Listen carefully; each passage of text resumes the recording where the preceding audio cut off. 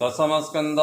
गोपलीला 31 अध्याय श्री शुकोवाच। शुण राजन तत्समने कृष्ण जे गले अंतर ध्याने गोप युवती नदी कूले घड़िके मिलिले सकले ए कृष्ण न देखी वन घरे भये डरिले से कातरे कंपति चौदिग चाहि रजनी अर्ध अच्छी होई कृष्णर माया घेनी मेघे मिलिले आशंकारे लागे देखी सकल गोप नारी डाकती कृष्ण नाम धरी अनाथ आसतु बहन मेघ आच्छदिला गगन विशेषे यमुनार तीरे मेघ अंधार बन घरे अनाथ करी गलु काई अंधारे पतन दिशई हेमंते करती रोदन क्षण क्षण के अचेतन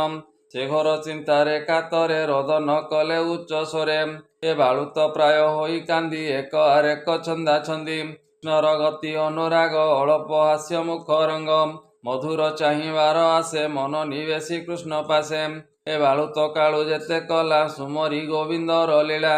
चित्त निवेशी कृष्ण दे पड़िले गोपी माया मोहे पुणी उठिले ज्ञान पाई कहती बाई प्राय होई केवले मुहि नारायण से बोले मोहर चरण केवले मुहि नंदबाल देख मो शिरे गुंजमाल ए पुणी गोपीए आग सरी बोइल देखिले मुहरी ए जान यही पथे गला मुरली घेनी नंद बला पुणी उठिले धातिकारे पशिले लता बन घरे ए खोजती पुणी बने बन डाकती आस नंदनानम ए बालुतंकर प्राय होई पुछती आकाशे अनाई ए बोलती चाहि तरुगण तुम्बे देखिल नारायण टोट भितरे थोई अछ एकथा अटई प्रत्यक्ष असुस्थ बट शाल वृक्षे तुम्बे कि देखिल प्रत्यक्षे मधुर आसे आंब मन बांधिण नेले नंदनान हेकुरु बेली नागेश्वर चंपा बकुल कन्नियर तुम्भ पिरती घेनी चिते गोविंद गले किए पथे तुझे तुलसी हरिप्रिया लुचाई करी अछु माया गोविंद हृदय लंबिताऊ आंबे पचारिले न कहू आंबे तो कथा भले जानी तुझे आंबर सपतणी मालती मली जुई जाई तुम्बे देखिल भावग्राही कृष्णर नंद क्षत लागी नपुण होइब सुहागी हेचुत पियाल पनस असन विदार जम्बुस हे बेल बकुल निम्ब जुते गोविंद गले किए पथे तुम्बे जे यमुनार तीरे रहीछ पर उपकारे कह श्रीकृष्ण गले काहि मरिबु ता मुख न चाहि जाते देखिले वन देशे अवनी नदी सही घासे ताहाकु चाहि गोप नारी बोलती देखिला ए हरि एणे जे कृष्ण गले धाई तापाद लागी एहा देई पुलक होई अछि देख आंभे जे होइलु निरक्ष हरिणी जूथंकु अनाई कहती शोकवर होई आंबे जानिलु निश्चय आज तुम्बे देखिल देवराज हरिचरण जुग्म देखी निर्मल करी अच आखि एक गोपीए पछे धाई बोलती गोपी की अनाई देख गोकुंद मलिबन एते थिब जे नंदनान एक गोपीए आग सरी जाई खोजई पुष्पवारी ए बहन आनिला साउंटी देख गोकुंद माल गोटी जे नारी कृष्ण घेनी गला ए माल तार हृदय थिला नर आलिंगन काले छिड़ी गो पड़ी अछि तले तेणु सुगंधी गो एहार एबे पाइबा दामोदर प्रियार कंधे देई हस्त ए पथे गले गोपीनाथ पद्म गोटिए घेनी करे वृक्षंक फल पुष्प भरे पशिगले जे ही बाटे देखिण चाहती उचाटे पुणी बोलती वृक्ष चाहि मालती तार हृदय थाई पुलक होई ता उपरे एणु लागिला कृष्ण करे हेमंते होई उन्नमत कृष्णर पादे देई चित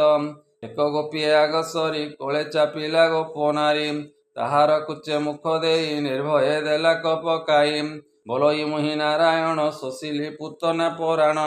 मते लो भज गोप नारी चापई करे कर धरी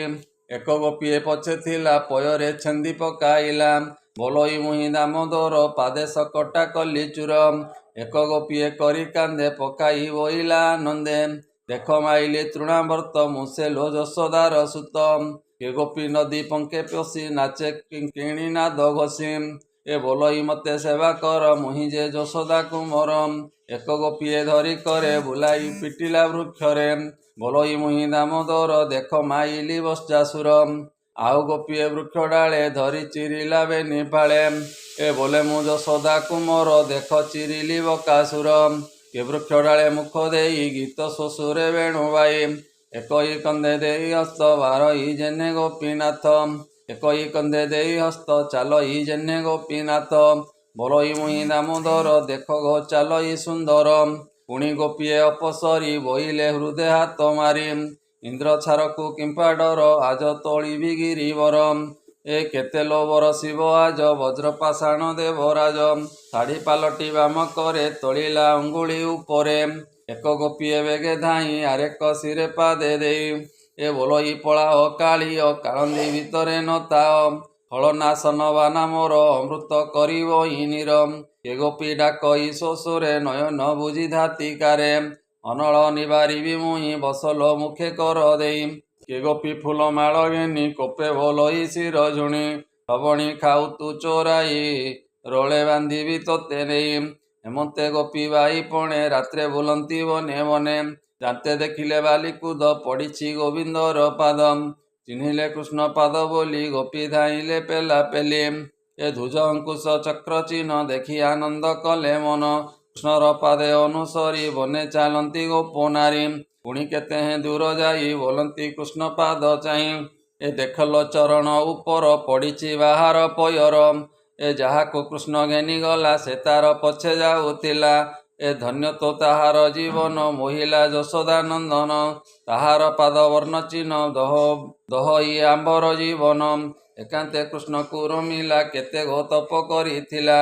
ପୁଣି ନ ଦେଖିଲେ ପୟର ଗହଳେ ଅଛି ତୃଣାଙ୍କୁର ପୁଣି କ୍ଷଣକେ ପାଦେ ଦେଖି ଗୋପୀଏ ଚାହାନ୍ତିନି ରେଖି ଦେଖ ଗ କୃଷ୍ଣର ପୟର ଅଧିକ ଦିଶଇ ସୁନ୍ଦର କୃଷ୍ଣ ଯାହାକୁ ନେଉଥିଲା ଏଠାରେ କବରୀ ଖସିଲା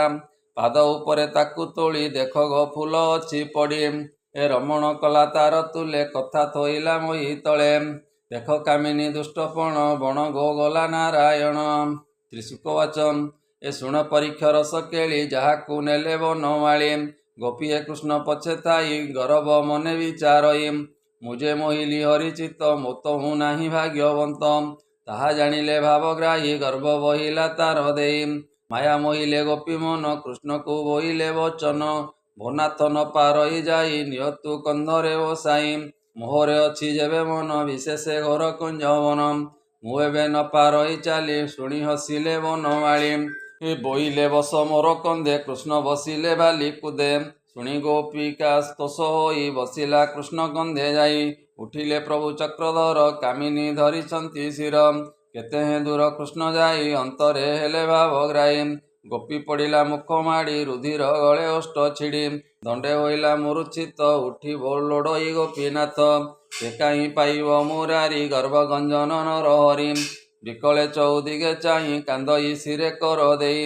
ଆଶବହନ ଗୋପୀନାଥ ଗହଳେ ନଦୀ ସଇ ପଥ ମତେ ନିଶ୍ଚୟ ନାଶ କଲୁ ଗୋପୀଙ୍କ ସଙ୍ଗ ଛଡ଼ାଇଲୁ କି ଦୋଷ କଲି ମୁହିଁ ତୋର ନିବେଶି ଗଲୁ ବନଘର ଏମନ୍ତ କହଇ ତରୁଣୀ କୃଷ୍ଣ ହସିଲେ ତାହା ଶୁଣି ଗୋପୀ ଯେ ଯାଉଥିଲେ ବନେ ତାର ରୋଦନ ଶୁଣି କର୍ଣ୍ଣେ ନିକଟେ ମିଳିଲେ ତାହାର ବୋଲନ୍ତି ଧରିବେନି କର ଚେତ କରି ପଚାରିଲେ ବୋଇଲେ ଥିଲୁ କାହା ତୁଲେ ମତେ ପକାଇ ଘର ବନେ ଗୋବିନ୍ଦ ଗଲେ କୋପ ମନେ ତାର ବଚନ ଶୁଣି କର୍ଣ୍ଣେ ଗୋପୀ ବୋଲନ୍ତି ଖେଦ ମନେ ଏଡ଼େ ନିଷ୍ଠୁର ତାର ଦେଇ ପୁତନା ପ୍ରାଣ ଅଛି ଖାଇ ଅନେକ ହତ୍ୟା ଅଛି କରି ଏବେ ଖାଇବ ଗୋପ ନାରୀ କାହିଁକି ଯିବୁ ଘର ବନେ ହୋଇଲୁ ତାର ବେଣୁ ସନେ ଛାଡ଼ିଲୁ ସୁତ ଗୃହ କାନ୍ତ ଏବନେ ହୋଇଲୁ ଅନାଥ ହେମନ୍ତ ପଥ ଅନୁସରି କାନ୍ଦନ୍ତି କୃଷ୍ଣକୁ ସୁମରି ଗହନେ ପଶିଲେ ସକଳେ 16 ସହସ୍ର ଏକାବେଳେ ବୃକ୍ଷ ଗହଳ ଛାୟା ଦେଖି ଅନ୍ଧାର ପ୍ରାୟ ଉପଲେଖି ଭये ବାହୁଡ଼ିଲେ ସକଳେ ପୁଣି ମିଳିଲେ ନଦୀ କୂଳେ ମନ ନିବେଶି କୃଷ୍ଣ ପାଦେ କାନ୍ଦନ୍ତି ଶୋକ ଗଦ ଗଦେ ଦେହ ସଂସାର ପାଶରିଲେ ମରଣ ପଥ ଆବରିଲେ କୃଷ୍ଣ ଚରଣେ ମନ ଦେଇ କାନ୍ଦନ୍ତି ଶୋକ ହର ହୋଇ ସେ ଗୋପୀ ଗୋବିନ୍ଦର ପାଏ ସୁଜନ ଜନେ କର ଲୟେ ଏ ହରିଚରିତ ଭାଗବତ ଅମୃତ ରସମୟ ଗୀତ ଏଣେ କରିବା ମନ ତୋଷ କହଇ ଜଗନ୍ନାଥ ଦାସ ଶ୍ରୀମଦ ଭାଗବତେ ମହାପୁରାଣେ ପାରମହଂସ୍ୟାଂ ସହିତାଂ वयासिक्यां दशमस्कन्धे श्रीकृष्ण विजय रास क्रीडायां गोपिका विलाप नाम 31 अध्याय बोल आनंदे कवार हरि हरि बोल।